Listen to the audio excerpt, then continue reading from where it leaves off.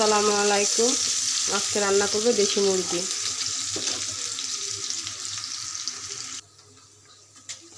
এখন আমি আদা দিয়ে দিয়েছি, এখন হলুদ মরিচ দিব,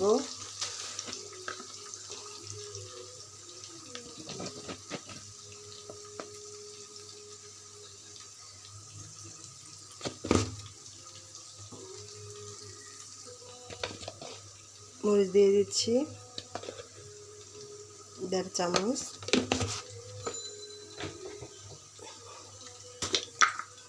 এখানে জিরা ধনিয়া সস সবই আছে, 2 চামচ দিয়ে দিচ্ছি।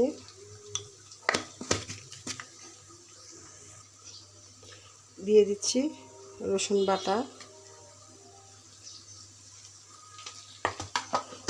এগুলো এখন আমি ভালো করে কষিয়ে নেব। এর মধ্যে দিয়ে দিব লবণ,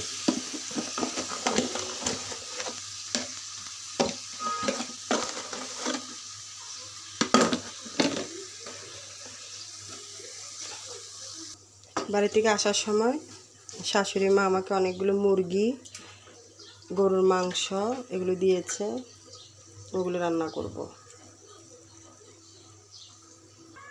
আমার মশলা কষানো হয়ে গিয়েছে।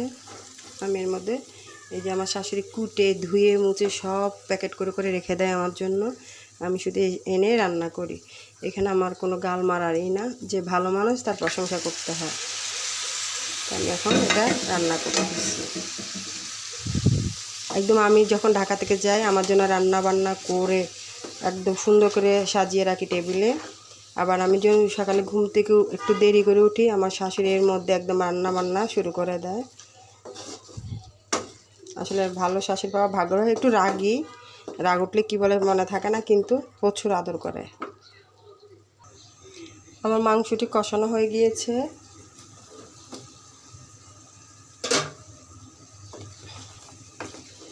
এখন আমি এর মধ্যে আলুগুলো দিয়ে দিচ্ছি। এই যে ছোটো আলু কেটে রেখেছিলাম সেটা এখন দিয়ে দিচ্ছি। আলুগুলো মাংসের সাথে ভালো করে কষিয়ে নেব। আসলে হচ্ছে কি, রান্না করতে আসলে গলার ভয়েসটা বসে যায়, মানে কথা বলে বলে কখনো রান্না করি নাই তো, এই জন্য ভুল ত্রুটি হয়ে যায়। ক্ষমা দৃষ্টিতে দেখবেন সবাই, আর সবাই একে অপরকে ভালোবাসা দিবেন।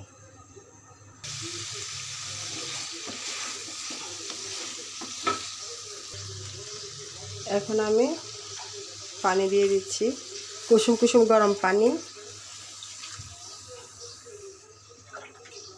তাহলে মাংসটা তাড়াতাড়ি সিদ্ধ হবে। ঝোল দিয়ে দিয়েছি, এটা এখন হতে থাক।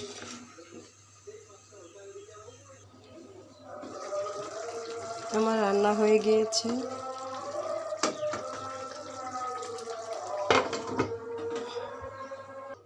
আমার রান্নাটি হয়ে গিয়েছে, দেখুন দেশি মুরগি।